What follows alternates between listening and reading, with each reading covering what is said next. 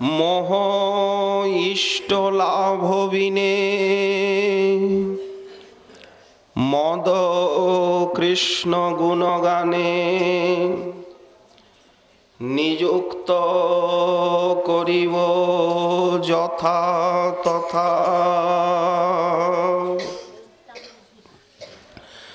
পরম করুণা বরুণালয় সর্বাবতার সার শিরোমণি নদিয়া বিহারী গৌরহরির পরম অন্তরঙ্গ প্রিয় পার্ষদবর্য বিশ্ব বৈষ্ণব বরেণ্য চূড়ামণি শ্রীল নরোত্তম দাস ঠাকুর মহাশয়, তিনি তাহার প্রেম ভক্তি চন্দ্রিকা নামক মহাগ্রন্থে এই যে রিপুগুলি কিভাবে সাধক এই কামাদি রিপু একে কৃষ্ণ ভজনে নিয়োজিত করে কৃষ্ণ মাধুর্যামৃত আস্বাদনের সৌভাগ্য দান করেন। এরা তো একদিন প্রাণঘাতক শত্রু ছিল, কিন্তু সাধক এদের সঙ্গে মিত্রতা করে নিলেন। শ্রীকৃষ্ণের কৃপায় শত্রু মিত্র হয়ে যায়, বিষ অমৃত হয়। এই জন্য সাধক করলেন কি, এদেরকে কৃষ্ণ ভজনে নিয়োজিত করে দিলেন। শত্রুরা উপকৃত হয়ে তারা সাধকের অদ্ভুত শিষ্টতা দেখে, ভদ্রতা দেখে তারা শত্রুতা ত্যাগ করে বিস্ময়ে মহা বান্ধবের মতো কাজ করতে লাগলো। এই কাম ক্রোধ লোভ মোহ মদ মাৎসর্য, শত্রুর সঙ্গেও যদি সপ্রেম ব্যবহার করা যায়, শত্রুতা করছে তাই বলে কি কোনো ভদ্র ব্যক্তি তার প্রতিশোধ নিতে চান? যদি তিনি তার সঙ্গে সদ্ব্যবহার করেন, একদিন শত্রুর মতি পরিবর্তিত হয়, তিনি পরম বান্ধবে রূপায়িত হয়ে যান। এইটাই নিয়ম শত্রু জয়ের। তো এই যে প্রাণঘাতক কামাদি রিপু, সাধক এদেরকে কৃষ্ণ ভজনে নিয়োজিত করলেন, কৃষ্ণ মাধুর্যামৃত আস্বাদনের সুযোগ করে দিলেন এদেরকে। সাধকের অদ্ভুত বদান্যতা এবং শিষ্টতা দেখে রিপুগুলি আজ শত্রুতা ত্যাগ করে মহা বান্ধবের কাজ করতে লাগলো। এইটি গৌড়ীয় বৈষ্ণবগণের ভজনের চাতুর্য। যে জন কৃষ্ণ ভজে সে বড় চতুর। চাতুর্যের সঙ্গে তিনি শত্রুকে জয় করলেন। ভগবান নিজেই শ্রীমুখে বলেছেন যে আমার মায়া দূরত্বয়া, এই মায়া সাগর উত্তীর্ণ হতে সেই সক্ষম যে আমার চরণে শরণাপন্ন হয়।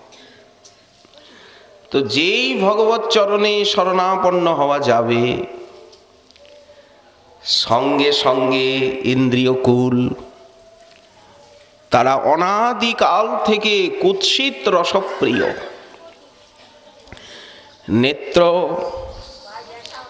তেমনি কর্ণ নাসিকা জিহ্বা, এরা কুৎসিত রস চায়, এরা বিষয়নিষ্ঠ।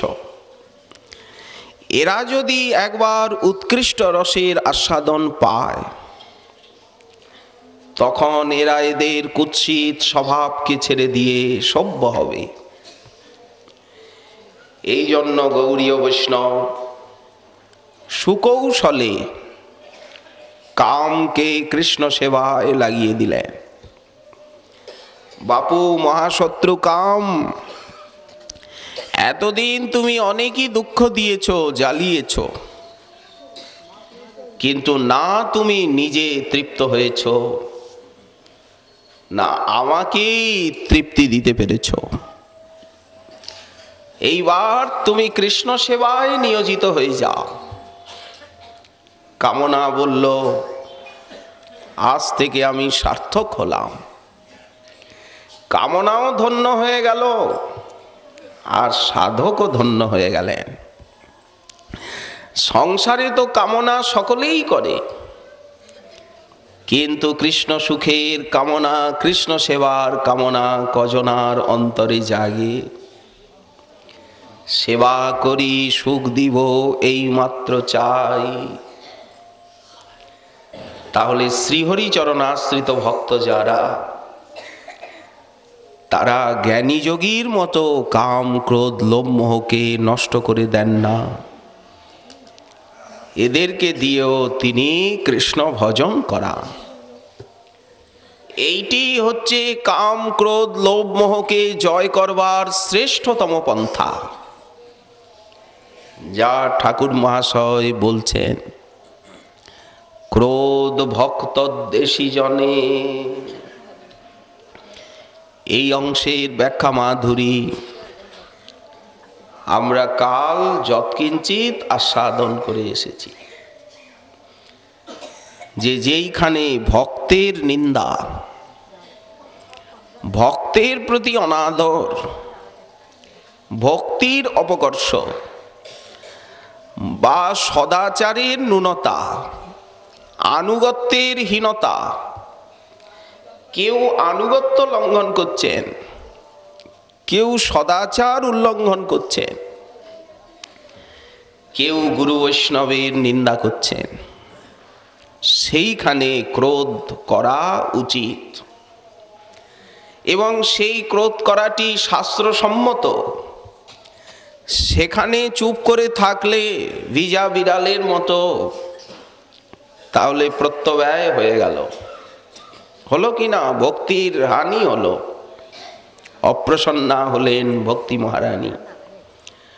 গুরু নিন্দুকের মুখ কভু না হেরিবে, ক্রোধ করতে বলছেন।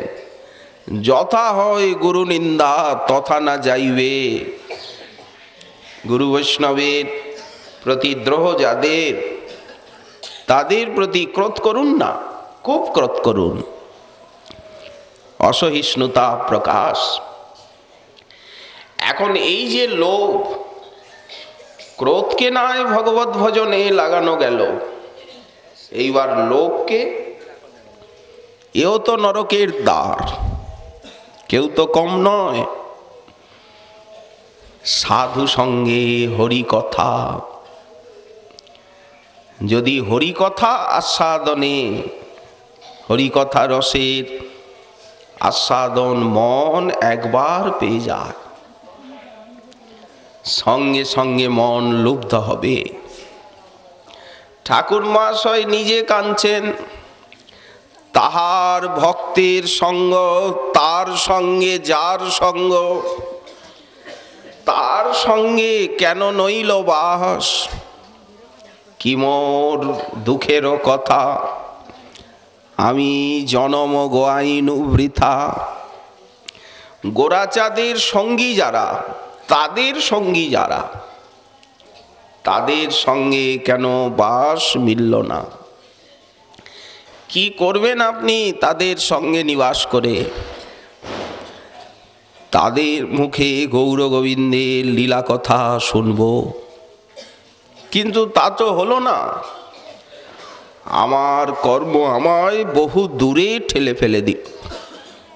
কি মোর করম কথা, আমি জীবন গোহাইনু বৃথা। ধিক ধিক নরোত্তম দাস, প্রেম ভক্তির মহারাজ হয়ে নিজেকে ধিক্কার দিচ্ছে। তো মহারাজই যদি ধিক্কার দেয়, তাহলে দরিদ্র প্রজা যারা, তারা বুঝি নিজেকে সৎকার করবেন? তাদেরও কি ধিক্কার দেওয়া উচিত নয়? এই হচ্ছে বিরহ জাগিয়ে ভজন, দুর্ভাগ্যকে সামনে রেখে ভজন। বৃন্দাবনে বাস পেয়েছিলাম, নিরন্তর হরিকথা হরিনাম কানে যেত, সামনে উচ্চ আদর্শ ছিল, স্বরূপ সনাতন রূপ রঘুনাথ ভট্টযুগ ভূগর্ভ শ্রীজীব লোকনাথ, এরা সামনে আদর্শ রূপে ছিলেন। কিন্তু আজ আমি কোথায়? এই পদ্মার পারে পড়ে আছি। অনেক দুঃখের পরে আমায় লইয়াছিলে ব্রজপুরে, কৃপাডোর গলায় বাঁধিয়া, দৈব মায়া বলাৎকারে খসাইয়া সেই ডোরে, ভবকূপে দিলে কো ডারিয়া। এখন আমি ভবকূপে পড়ে গেছি, পুনঃ যদি কৃপা করি এ জনার কেশে ধরি, টানিয়া তুলহ ব্রজ ধামে, তবে সে দেখিয়ে ভালো, নতুবা পরাণ গেল কহে দিন নরোত্তম দাসে। এই দেখুন, সঙ্গের অভাবে। তো উনি কি রাজশাহীতে সঙ্গ পাননি? নিরন্তর সৎসঙ্গে অবস্থান করছেন, কিন্তু তথাপি হাহাকার অন্তরে জাগছে। কোথায় সেই প্রভু লোকনাথের সঙ্গ? কোথায় সেই শ্রীজীব গোস্বামী পাদের সঙ্গ, কৃষ্ণদাস কবিরাজের সঙ্গ? যাও একটু পেয়েছিলাম শ্রীনিবাস আচার্য প্রভুর সঙ্গ, তিনিও চলে গেলেন। প্রাণের বান্ধব ছিলেন রামচন্দ্র কবিরাজ, তিনি আমায় কৃষ্ণ কথা শোনাতেন, রাধারানীর কথা শোনাতেন। কে রাধারানীর কথা শোনাতে পারে? যে রাধারানীর একান্ত নিজজন। সখী মঞ্জরি ছাড়া রাধারানীর কথা কি অন্যের মুখ দিয়ে বেরোয়? কি করে বেরোবে? রহস্যময়ী শ্রী রাধা, তার লীলা অতীব দুর্গেয়। কে বলবে? কার সাহস? একমাত্র রাধারানীর প্রিয় কিঙ্করীরা ব্যতীত। রামচন্দ্র কবিরাজ তিনিও আমায় ছেড়ে বৃন্দাবনে চলে গেলেন, আর তো ফিরে এলেন না। আমি সঙ্গ হারা হয়ে গেলাম। এই দেখুন, এত যে হাহাকার করছেন, মূলে আছে হরিকথা রস আস্বাদনের প্রতি লোভ। লোভী তো হাহাকার করে। একজন পেটুক, তাকে আপনি আন্ডে গন্ডে প্রসাদ পাইয়ে দিলেন, খেয়ে কেমন খেলেন? পরক্ষণে বলবে, আর মহাশয় কি খাওয়ালো, আর কি খাবো? এই দেখুন, তৃষ্ণা শান্তি নহে, তৃষ্ণা বারে নিরন্তর। এই ভক্তিরস, যারা প্রেম ভক্তিরসে ডুবে গেছেন, যারা নিত্যসিদ্ধ পার্ষদ, তারা হরিনাম হরিকথার জন্য কতখানিক লালায়িত হচ্ছে। লোভ সাধু সঙ্গে হরিকথা, গোপীনাথ কৃপা করি রাখো নিজ পদে, কাম আদি 6 জনে আমায় লইয়া ফিরে নানা স্থানে। কোনো সময় কাম এক জায়গায় নিয়ে যাচ্ছে, কোনো সময় ক্রোধ আমাকে কিছু বলাচ্ছে, কোনো সময় লোভ ছুটিয়ে নিয়ে বেড়াচ্ছে। 6 জনই। কোনো সময় মাৎসর্য অন্তরে যাচ্ছে, কোনো সময় মোহগ্রস্ত হয়ে যাচ্ছি, ভজন ছুটে যাচ্ছে। কামাদি 6 জনে লইয়া ফিরে নানা স্থানে, বিষয় ভুঞ্জায় নানা মতে। আমি না চাইলেও আমায় ভোগ করাচ্ছে। হইয়া মায়ার দাস। উনি কি মায়ার দাস নাকি? হইয়া মায়ার দাস আমি করি নানা অভিলাষ, তোমার শরণ গেল দূরে। এই দেখুন, তো আপনার যে এত শিষ্য প্রশিষ্য, বড় বড় রাজা মহারাজা বললেন রাখুন ওসব কথা, অর্থ লাভ এই আসে কপট বৈষ্ণব বেশে। আমি তো সম্মানের জন্য বৈষ্ণব সাজেছি, অর্থের জন্য। কে বলছেন কথা? প্রেম ভক্তির মহারাজ। তাহলে মাদৃশ ক্ষুদ্র জীব কোথায় দাঁড়াবে? অর্থ লাভ এই আসে কপট বৈষ্ণব বেশে, ভ্রমিয়া ভুলয়ে ঘরে ঘরে। তাহলে এই যে জীবের ভবব্যাধি, এই যে পার্থিব বস্তুর প্রতি লোভ, লোভকে তো নষ্ট করতে বলা হলো না। যদি ভজনের লোভ অন্তরে জাগে, সেই ভজনের মধ্যেও মুখ্য শ্রেষ্ঠতম ভজন হচ্ছে হরিকথার রসাস্বাদন। হরিকথার রসাস্বাদনের লোভ যদি একবার অন্তরে জাগে, কামে মোর হতচিত নাহি মানে নিজ হিত। এই প্রেম ভক্তি চন্দ্রিকাতেই বলছে, মনের না ঘুচে দুর্বাসনা, মোরে নাথ অঙ্গী করু, ওহে বাঞ্ছা কল্পতরু, তোমার করুণা দেখুক সর্বজনা, মোসম অধম নাই তুমি ত্রিভুবনে দেখো চাই, নরোত্তম পাবন নাম ধরো। কি অদ্ভুত দৈন্য! দৈন্য কখন জাগে? যেখানে যত ভক্তি, যত প্রেম, যত অনুভূতি, সেইখানে তত দৈন্যের উদ্রেক।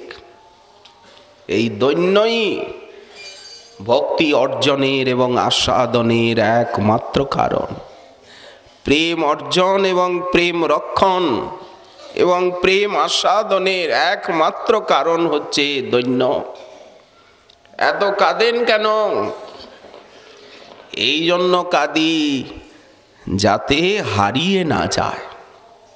এই দেখুন, ঠাকুর মহাশয় তিনি সাধকের ভূমিকায় নেমে এসে নিজেকে অনর্থগ্রস্ত নবীন ভক্তিপথের সাধক মনে করে আর উনি শিক্ষা দিচ্ছেন।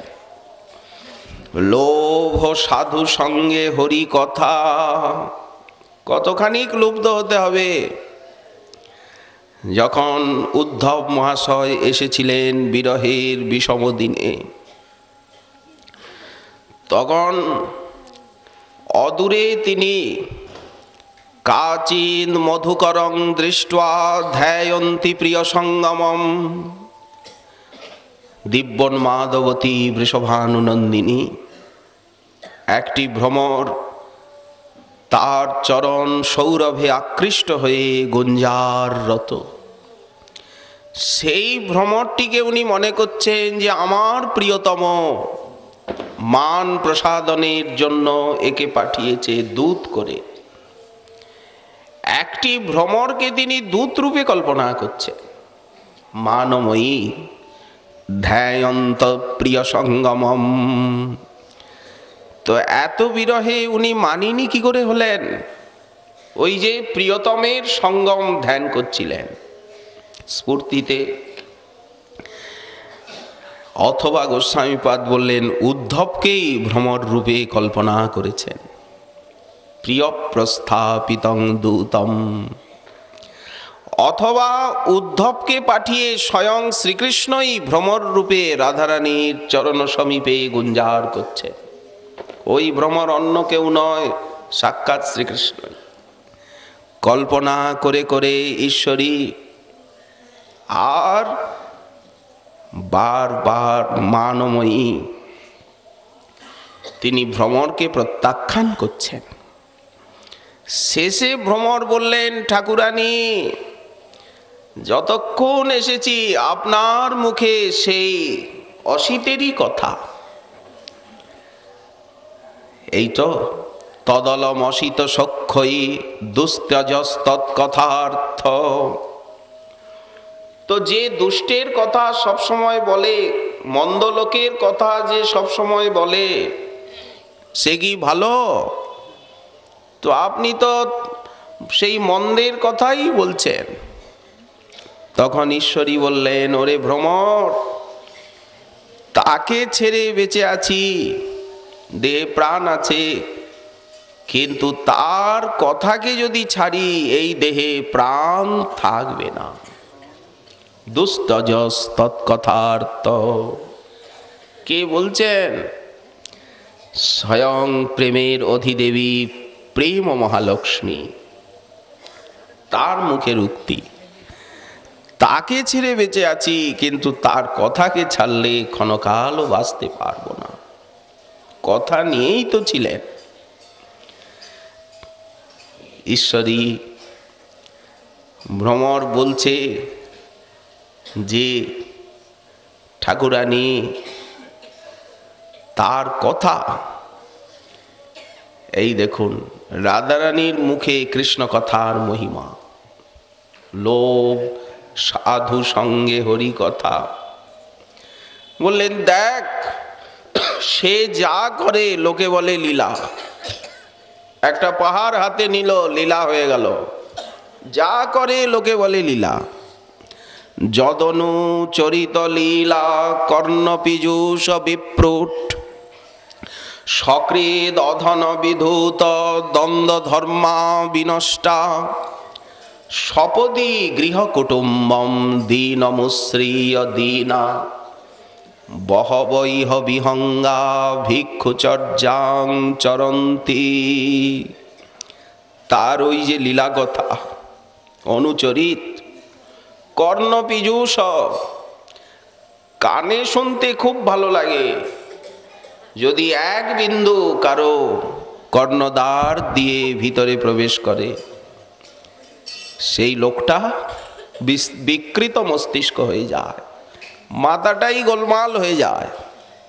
এই দেখুন গাল দিচ্ছেন, বিপ্রুট এক ফোঁটা কর্ণদ্বার দিয়ে ভিতরে গেল, সঙ্গে সঙ্গে সঙ্গে এই জগৎটা যে নশ্বর মায়াময়, দেহদৈহিক পদার্থের প্রতি অভিনিবেশ যে একান্ত ত্যায্য, সঙ্গে সঙ্গে সে হৃদয়ঙ্গম করে।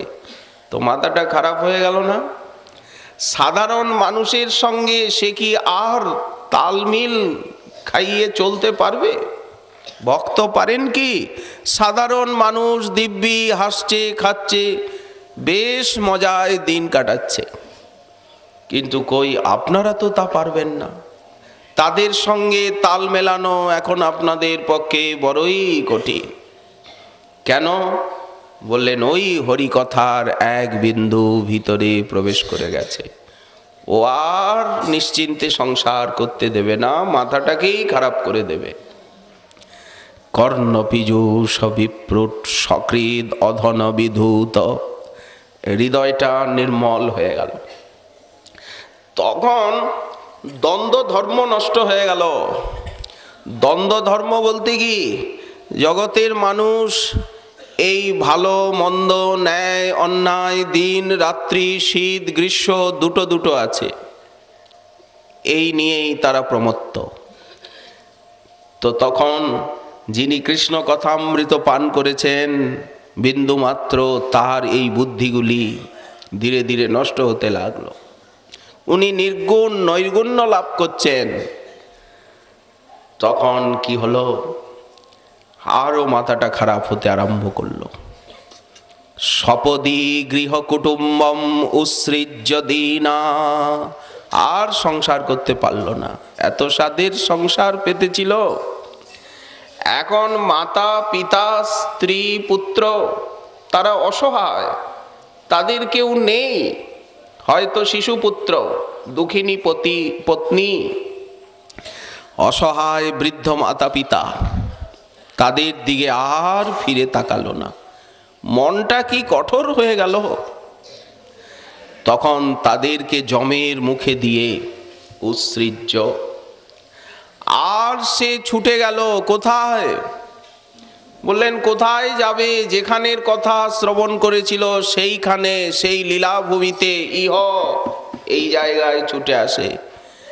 ঈশ্বরী করে কি, খায় কি? বলি আর খাবে কি? সে কি মানুষ থাকে? মাথাটা খারাপ হলো, এদেরকে সব ছেড়ে চলে গেল বৃন্দাবনে। মানুষ থাকে না সে। ঠাকুরানী কি হয়? বলি পাখি হয়ে যায়। ছোটখাটো পাখি নয়, হাঁস, হংস। ছোটখাটো হংস নয়, রাজহংস, ভাগবত পরমহংস হয়ে যায়। তো খায় কি? বলে কি আর খাবে? ওই খুদকন, ওই ভিক্ষা করে দাঁড়ে দাঁড়ে ভিক্ষু চর্যাং চরন্তি। এই দেখুন, এক ফোঁটা কৃষ্ণ কথা যদি কর্ণদ্বার দিয়ে ভিতরে যায়, তাহলে জীবনে কিরকম অবস্থা, কতটা সংকট আসে জীবনে, কত দুস্থ হতে হয় তাকে। ভিক্ষু চর্যাং চরন্তি। সররস ভোজন দূরে পরিহরি, কবে ব্রজে মাগিয়া খাইব মাধুকুরি। এই পরমহংস হয়ে গেল। পরিক্রমা করিয়া ফিরিব বনে বনে, বিশ্রাম করিব যাইয়া যমুনা পুলিনে। মাথাটা ঠিক রইল কি? সংসারের মানুষ যেই নিয়ে মাথা মারছে, দিনরাত মাথা মারছে, পাচাল পারছে, আপনি পারবেন কি? মাথা, তারা বলবে আপনার মাথা খারাপ হয়েছে, আর আপনি বলবেন তোমাদের মাথার ঠিক নাই। এখন নির্ণয় করবে কে? নির্ণয় করার লোক নাই। অর্থাৎ আর তাদের সঙ্গে তাল মিলিয়ে চলতে পারবেন না। যার এক কথামৃতের এক বিন্দু এই রকম মানবের জীবনে সর্বনাশ আনায়ন করে, তার কথায় যদি একবার রতিমতি হয় তাহলে কতখানি সর্বনাশ হবে। মহাপ্রভু বললেন, কৃষ্ণ কথায় রুচি যার সেই ভাগ্যবান। ভজনশীলের প্রথম লক্ষণ কি? যেমন বিষয়ী লোকের সর্বদা বিষয়ের কথা ভালো লাগে, স্ত্রৈণ ব্যক্তির যেমন জাগতিক বার্তা রুচিকর হয়, হয় কি না? ঠিক সেই প্রকার যেদিন কৃষ্ণ কথায় রতিমতি হবে, বিষয়েতে যে প্রীতি এবে আছয়ে আমার। একটাই তো মন, এই তো মন, মন তো আর আরেকটা হবে না। ভজন সাধন করলে যে আর দুটো হাত গজাবে, এখান দিয়ে শিং গজাবে, তা তো না। এই মন, এই বুদ্ধি, কিন্তু তার গতি ঘুরে যাবে। লোভ সাধু সঙ্গে হরি কথা। যিনি প্রেম ও পুরুষোত্তম, তার কতখানি লোভ হরি কথার প্রতি, কৃষ্ণের কতখানি লোভ তার কথার প্রতি। নিজেই বলছেন, মদ্ভক্তা যত্র গায়ন্তী তত্র তিষ্ঠামি নারদ। যেখানে আমার কথা কীর্তন হয়, ঠাকুর আপনার প্রশংসা আপনি শুনতে এত ভালোবাসেন। কারণ নিয়ম হচ্ছে, যেখানে নিজের প্রশংসা হয় সেইখানে কানে আঙুল দিয়ে পালাতে হয়, হয় কি না? কেউ আপনার প্রশংসা করছে, তো নিজের প্রশংসাটা নিজে শুনলে তো অকল্যাণ হবে, অভিমান আসবে অন্তরে। কিন্তু তিনি বলছেন, যেখানে আমার প্রশংসা হয়, আমার কথা হয়, সেখানে গিয়ে আমি উপস্থিত হই। কেন হবেন না? প্রত্যেকেই তো নিজের প্রশংসা শুনতে নিজে ভালোবাসে। তার একটি নাম হচ্ছে প্রিয়শ্রবা। দেবর্ষিপাদ নারদ বলছেন বেদব্যাসকে, এই যে বীণাটা দেখছো মহাবিষ্ণু আমায় দিয়েছেন, যেই এই বীণায় আমি সেই স্বরবিতান মূর্ছনা তুলে তার গুণগান প্রারম্ভ করি, সঙ্গে সঙ্গে কাউকে ডাকলে সে যেমন ছুটে আসে, তিনি আমার সম্মুখে এসে উপনীত হন, আমাকে দর্শন দেন। প্রগায়ত সবীর জানি তীর্থপাদ প্রিয়শ্রবা। আহুত ইবমে শীঘ্রং দর্শনং জাতি চেতসী। তো যখনই কেউ কোনো ভক্ত মনের আবেগে তার গুণগান করেন, তিনি স্থির থাকতে পারেন না, সেইখানে শ্রোতা হয়ে উপস্থিত হন, লক্ষ্যে অলক্ষ্যে। প্রেমিক হলে অনুভব হয় যে উনি শুনছেন। যেমন লীলাসুখ, তিনি যখন শ্রীকৃষ্ণের গুণ গাইছিলেন বৃন্দাবনে এসে, স্ফূর্তিতে বিস্ফূর্তিতে দর্শন ধরতে যাচ্ছেন, বৃক্ষ কাণ্ডে হাত লাগছে না, এটা স্ফূর্তি। সাক্ষাৎ শ্রীকৃষ্ণ দর্শন দিলেন। বড় ভালো লেগেছে তোমার যে শ্লোকগুলি, আরো শোনাও। আরো শুনতে চাইছেন, আমি শোনবার জন্য এসেছি, তুমি চুপ করলে যে, বলো। তোমার এই শ্লোকগুলির নাম আমি রাখলাম কৃষ্ণ কর্ণামৃত। আমার কর্ণে অমৃতের মতো স্বাদু লেগেছে। এই দেখো, তার কথা তিনি নিজে কত ভালোবাসেন। রাধারানী বললেন, আমার কথা শুনে যেই আমার মতো হয় সেই বসিয়া কহিনু বৃন্দাবনে। বৃন্দাবনে বসে বলছি, আমি যেমন দুঃখিনী, হা কৃষ্ণ বলে দিবানিশি কাঁদছি, আমার কথা শুনলে তাকেও এই প্রকার দুঃখী হয়ে হা কৃষ্ণ বলে কাঁদতে হবে। বসিয়া কহিনু বৃন্দাবনে। আবার গোস্বামীপাদ বললেন, এই যে কৃষ্ণ কথা, অনেক রকম কথা আছে, অনেক গ্রন্থ, অনেক পুরাণ ইতিহাস, কিন্তু সবার ভিতরে শ্রীমদ্ ভাগবত শ্রবণন্তু পরম শ্রেষ্ঠমেব। শ্রীমদ্ ভাগবত শ্রবণ সর্বশ্রেষ্ঠ। হেতুটি দেখাচ্ছেন ভক্তি সন্দর্ভে। তাদৃশ প্রভাবময় শব্দাত্মকত্বাৎ। শ্রীমদ্ ভাগবতের যে 18,000 শ্লোক, 18,000 মন্ত্র পরম প্রভাবময়, স্বয়ং শ্রীকৃষ্ণকে আকর্ষণ করে নিয়ে আসে। এমনি কি বলেছেন, সদ্য হৃদবরুদ্ধতেত্র কৃতিভি শুশ্রূষুভিস্তৎসনাৎ। শ্রীমদ্ ভাগবতের শ্রবণেচ্ছা মাত্র প্রেমের উদয় হয়, শ্রীহরি হৃদয়ে অবরুদ্ধ হয়ে যান। কৃতিভি শুশ্রূষুভি, সেইখানে স্বামীপাদ লিখছেন, পুণ্যং বিনা শ্রবণেচ্ছা তু ন জায়তে। ওই যে কৃতি শব্দ আছে, কৃতি শুশ্রূষু শ্রবণিচ্ছুভি। তো বহু জন্মের সুকৃতি না থাকলে হরিকথা শ্রবণের ইচ্ছাই হয় না। কেন শুনবেন? কারণ গ্রাম্য কথা শুনতে তো পরম ভালো লাগে। ভালো লাগে কি না? কেন কৃষ্ণ কথা শুনবেন? ভাগবতের অক্ষর পরম প্রভাবময়, পরম রসময়, তাচ্চ পরম রসময়। হেতুটি দেখাচ্ছেন কেন পরম রসময় হলো, বললেন মহৎ কীর্তমান এবং মহৎ আবির্ভাবিত। কে মহৎ? শ্রীমদ্ ভাগবত স্বয়ং শ্রী নারায়ণ ব্রহ্মাকে দিয়েছেন। ব্রহ্মা তিনি নারদকে দিলেন, নারদ বেদব্যাসকে। স্বয়ং মহৎ কর্তৃক আবির্ভাবিত এবং মহৎ কর্তৃক কীর্তমান। শ্রী শুকমুনি কীর্তন করছেন, আজন্ম মায়াবী বিরাগী, এতখানি প্রভাব হবে না কেন? সেই নিগম কল্পতরুর গলিত ফল যে শ্রীমদ্ ভাগবত রসময় কলেবর, সেই ভাগবত রসের সারাৎসার নির্যাস দিয়ে আমাদের গোস্বামী পাদগণ এই যে গ্রন্থাবলী রচনা করেছেন, প্রেমময় অক্ষর যাহা, শ্রীমদ্ ভাগবত রসের সারাৎসার দিয়ে বিগঠিত সারতম নির্যাস। তার ভিতরেও আবার সমস্ত গোস্বামী গ্রন্থের সারাৎসার হচ্ছে চৈতন্য চরিতামৃত। আবার চৈতন্য চরিতামৃতেরও সারতম নির্যাস, সমস্ত গোস্বামী গ্রন্থের সার সংক্ষেপ সূচি এই প্রেম ভক্তি চন্দ্রিকা।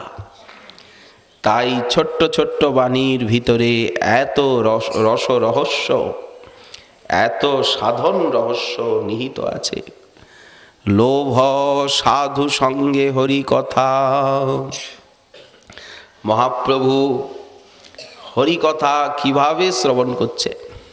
রামানন্দ রায়ের মুখে কবি কর্ণপুর বললেন, সেই সর্পিণী যেমন সাপুরিয়ার মোহন বংশী গান শোনে। সাপুরিয়া সে বাজাচ্ছে, সেই সময়ে যেমন সর্পিণী মাথা তুলে স্থির হয়ে সেই সাপুরিয়ার মোহন গান শোনে, তেমনি সন্ন্যাসী শিরোমণি অপলক নেত্র। প্রশ্নের পর প্রশ্ন নিজেই জিজ্ঞাসা করলেন, শ্রবণের মধ্যে শ্রেষ্ঠ কোন শ্রবণ? শোনার তো অনেক বিষয় আছে, শ্রেষ্ঠতম শ্রবণ কি? রাধা কৃষ্ণের প্রেমলীলা কর্ণরসায়ন। রাধা কৃষ্ণের লীলা বলবার জায়গা আর জগতে আছে? বলতে পারবেন আপনি? সেই মহানগরীর ময়দানে রাধা কৃষ্ণের লীলা বলতে পারবেন? বুক ফেটে যাবে, মুখ দিয়ে বেরোবে না একটাও কথা। কি করে বেরোবে? বহির্মুখ পরিবেশে বসে রাধা কৃষ্ণের লীলা বলা যায়? রাধা কৃষ্ণের লীলা তো সেই জায়গায় বলা যায় যেখানে অনন্য রাধা কৃষ্ণের উপাসক, অনুভবী বোদ্ধা শ্রোতা যেইখানে। হাটে বাজারে বলা যায় রাধা কৃষ্ণের কথা? অথচ ওই রাধা কৃষ্ণের লীলাই হচ্ছে গৌড়ীয় বৈষ্ণবের শ্রেষ্ঠতম শ্রবণ। শ্রবণের মধ্যে শ্রেষ্ঠ কোন শ্রবণ? রাধা কৃষ্ণের প্রেমলীলা কর্ণরসায়ন। আলোচনাই হবে না। ভজনশীল শ্রোতা না হলে তার সম্মুখে ভজনের নিগুড় রহস্য কি করে বলা যায়? এত দুর্লভ দুর্গেয় একমাত্র বহুজন্ম সাধন ভজনের দ্বারা যা অনুভব করা যায়। ওই জন্যই তো মহাপ্রভু নির্জনে শুনছেন, আর গম্ভীরায়ও নির্জনে। যখন দিবাভাগে ভক্তগণ আসেন, রাত্রি হইলে বারে প্রভুর বিরহ তরঙ্গ, তখন রামানন্দের কৃষ্ণ কথা স্বরূপের গান, বিরহ বেদনায় প্রভুর রাখয়ে পরাণ। দিনের বেলা দুটি একটি দর্শনার্থী আসে, ভক্তগণ আসেন, কোনো মতে সময় কেটে যায়। কিন্তু রাত্রিবেলা যে আর সময় কাটতে চায় না, সেই নীরব নিভৃত গম্ভীরায় কিভাবে প্রভু মগ্ন? রামানন্দের কৃষ্ণ কথা স্বরূপের গান। রামানন্দ কৃষ্ণ কথা বলেন, স্বরূপ তিনি মধুকণ্ঠে গান গান। বিরহ বেদনায় প্রভুর রাখয়ে পরাণ। কি গান শোনেন, কি কৃষ্ণ কথা হয় সেইখানে? চণ্ডীদাস বিদ্যাপতি রায়ের নাটক গীতি। সৃষ্টিলীলা নয়, সব প্রলয় লীলাও নয়। তাহলে ধ্রুবের চরিত্র প্রহ্লাদ চরিত্রও নয়। এখন রাধাভাবে বিভাবিত গৌরহরি। চণ্ডীদাস বিদ্যাপতি রায়ের নাটক গীতি, কর্ণামৃত শ্রীগীত গোবিন্দ। মহাপ্রভু রাত্রি দিনে স্বরূপ রামানন্দ শোনে, গায় শুনে পরম আনন্দ।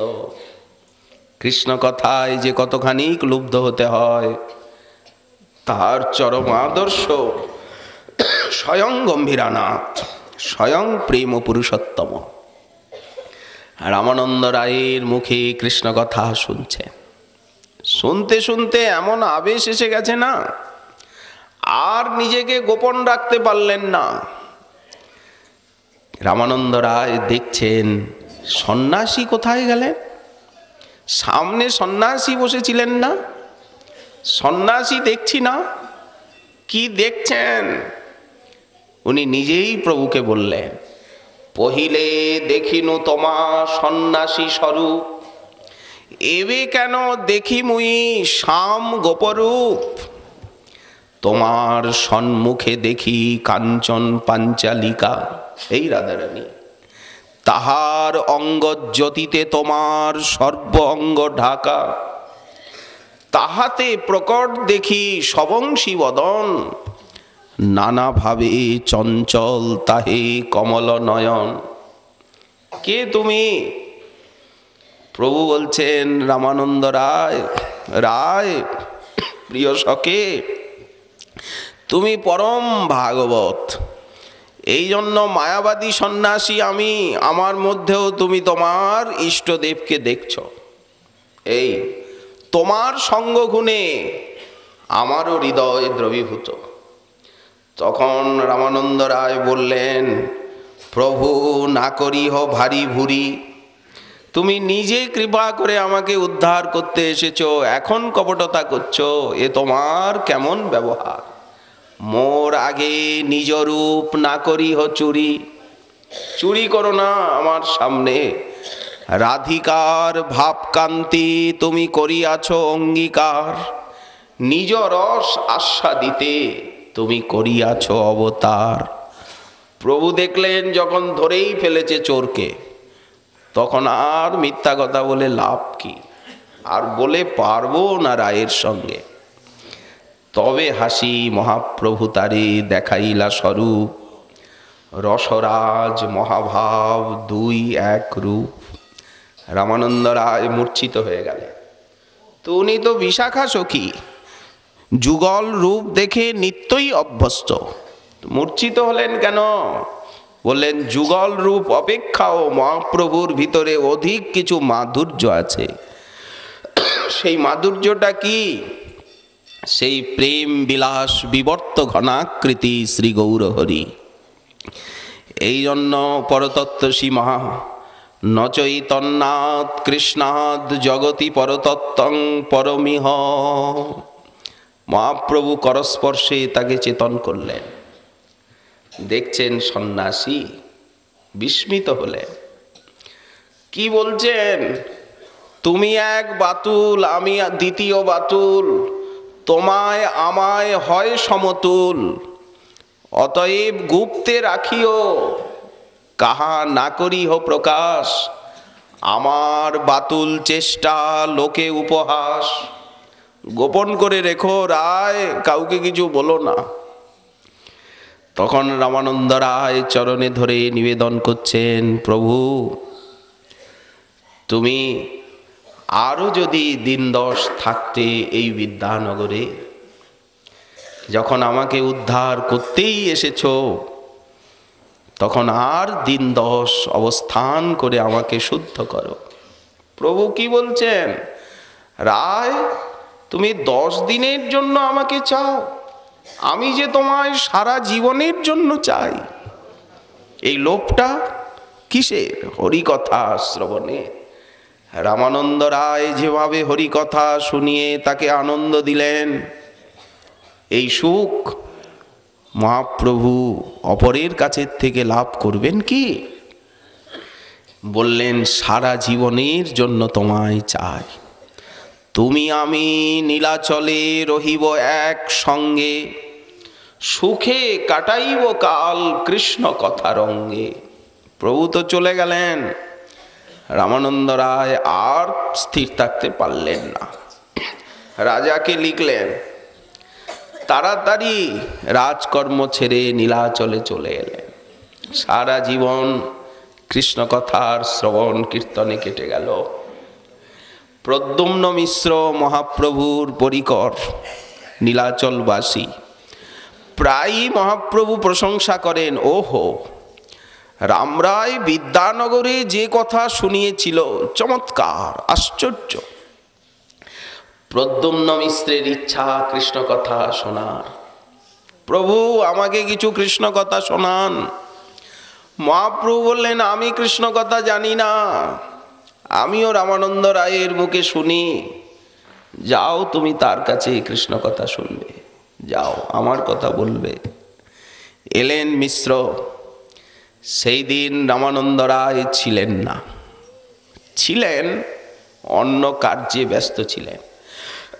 সেই যে দেবী দাসী যারা জগন্নাথের সামনে গীত গোবিন্দের নৃত্য গান অভিনয় করেন, রামানন্দ রায় সেই গীত গোবিন্দের গান শেখান, অভিনয় নৃত্য, কিভাবে হাব ভাব কটাক্ষ প্রকাশ করতে হবে। অর্থাৎ সেই গীত গোবিন্দের গানে যে রস, সেই রসটা তখন নৃত্য এবং অভিনয়ের মধ্যে দিয়ে প্রকাশ করতে হবে জগন্নাথের সামনে। গীত গোবিন্দ না শুনলে জগন্নাথের অন্নপান রোচে না, ওই সেবাও না। সেদিন অনেক বেলা হয়ে গেল, চলে গেলেন উনি অপেক্ষা করে। দ্বিতীয় দিন আবার গিয়েছেন। রামানন্দ রায় মিশ্র ঠাকুরকে প্রণাম করে আর আসন দিলেন। প্রভুর আজ্ঞায় কৃষ্ণ কথা শুনিতে আইলা হেথা, ইহা বই মহাভাগ্য আমি আর পাবো কোথা।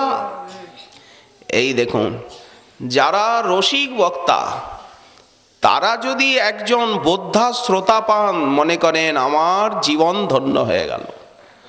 বক্তা পাওয়া যেমন কঠিন, বক্তার থেকে শ্রোতা পাওয়া আরো কঠিন। কারণ রসিক বক্তা যেমন দুর্লভ, রসিক শ্রোতাও তেমনি দুর্লভ।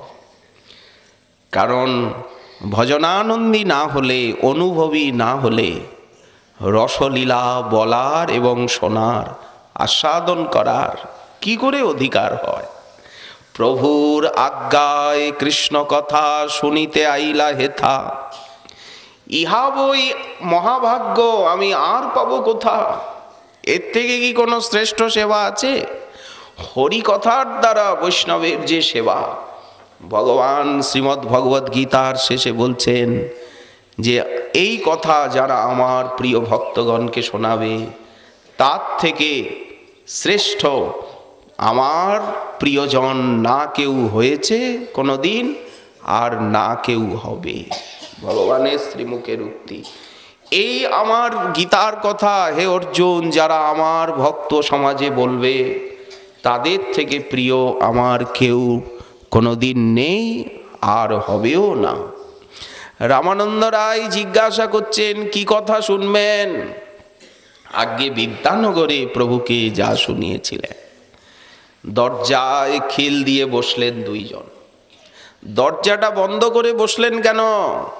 বহিরঙ্গ লোক যাতে এসে শ্রবণে কীর্তনে ব্যাঘাত না জন্মায়। এইবার আরম্ভ করেছেন, নিজেই প্রশ্ন করছেন, নিজেই উত্তর দিচ্ছেন। বলতে বলতে, শুনতে শুনতে অপরাহ্ন কাল হয়ে গেল। সকালে এসেছেন, বসেছেন দুজন, সন্ধ্যা হয়ে গেল। স্নান আহার নিত্য নিয়ম কিছুই হয়নি। এর থেকে কি বড় কিছু নিয়ম আছে? কারণ শাস্ত্রে আছে, ভগবানের নামে ডুবে গিয়ে, তার সেবায় ডুবে গিয়ে, তার কথায় ডুবে গিয়ে যদি নিত্য নিয়মে কিছু ত্রুটি হয়, 60,000 মুনি ঋষি আছে তার সেই নিয়মকে পরিপূর্ণ করবার জন্য। সেই মুনি ঋষিদেরকে নিযুক্ত করে রাখা আছে যে আমার কথায়, আমার সেবায় ডুবে গিয়ে যদি কারো কোনো নিত্য নিয়মের ব্যাঘাত ঘটে, আপনারা তার নিয়মটা পূর্ণ করে দেবেন। এই দেখো, সেবক আসিয়া কহে দিন হইল অবসান। সেবক বাইরের থেকে, প্রভু সন্ধ্যা সমাগত প্রায়। দুইজনে মগ্ন হয়ে গেছেন, দেহস্মৃতি নাই। এই কৃষ্ণ কথা রসের আস্বাদন। সেবক আসিয়া কহে দিন হইল অবসান, তবে রায় কৃষ্ণ কথার করিলা বিশ্রাম। বহুত সম্মান করি মিশ্রে বিদায় দিলা, কৃতার্থ হইনু বলি মিশ্র নাচিতে লাগিলা। একদিনের কৃষ্ণ কথা শ্রবণেই মিশ্র কৃতার্থ আমি, এই বলে নৃত্য করছে। স্নান আহার করে গম্ভীরায় গেলেন মহাপ্রভুর দর্শনে। প্রভু জিজ্ঞাসা করছেন, মিশ্র কৃষ্ণ কথা শুনলে? প্রভু কেমন লাগলো, কি শুনলে? তখন প্রদ্যুম্ন মিশ্র বলছেন, মনুষ্য নহে রায় কৃষ্ণ কথার সাগর। যে কথা শোনাইলা তাহা ব্রহ্মার অগোচর। এমন কৃষ্ণ কথা, আসলে রসিক প্রেমিকের মুখেই কৃষ্ণ কথা।